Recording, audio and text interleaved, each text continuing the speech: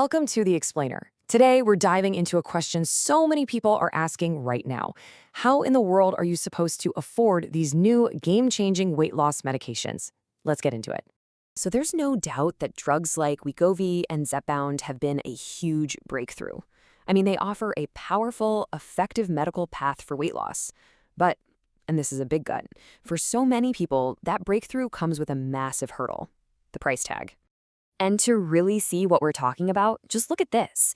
This is the cash pay program for Zepbound, coming straight from the manufacturer. Even with their own discount program, you're starting at nearly $300 a month for the lowest dose. And from there, it just goes up, hitting almost $450. That's a serious chunk of change every single month. So this is the big question, right? We know these drugs can work wonders, but that cost can feel like hitting a brick wall. The good news? You do have options. And today, we're going to walk through exactly what they are. Okay, first things first, let's talk about the safest, most official routes to save some money. We're talking about the programs that come directly from the drug makers themselves for the real FDA-approved medications. So you've got the two big players here, and they each have a different playbook. Novo Nordisk, the maker of Wegovy, has a savings coupon. It starts at a pretty tempting $199 for the first month, but you got to read the fine print. It jumps up to $349 after just 2 months. Then you have Eli Lilly's Zepbound program, which we just saw. Their prices are different depending on your dosage. And hey, here's something else you should know. While most of these new medications are brand name only, there is actually one generic GLP-1 out there. It's called liraglutide. Now, it's the generic for a diabetes drug called Victoza, but it works in a similar way.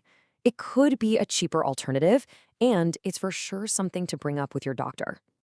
All right, now we have to get into the workaround that everybody is talking about.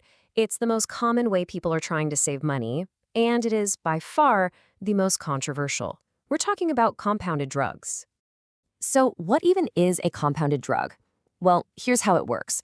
When a drug is on the FDA's official shortage list, the agency allows certain pharmacies to basically mix their own version from the raw ingredients. But here is the single most important thing to understand. These versions are not FDA approved.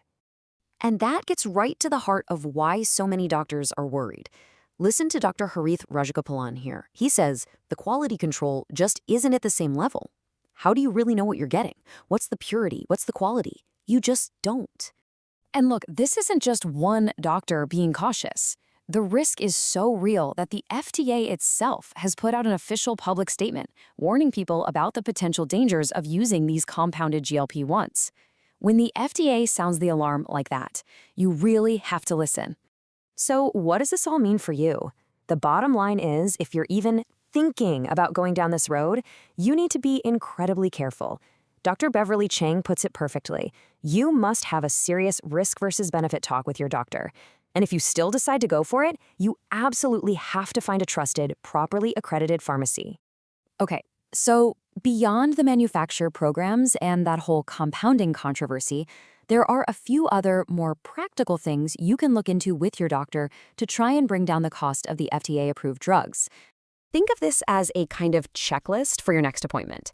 Ask your pharmacist if a 90-day supply is cheaper. Ask your doctor about something called dose splitting. Is it safe for you specifically? Are you eligible for Medicare Part D or maybe a discount card from a medicine assistance program? These are all totally valid questions to ask.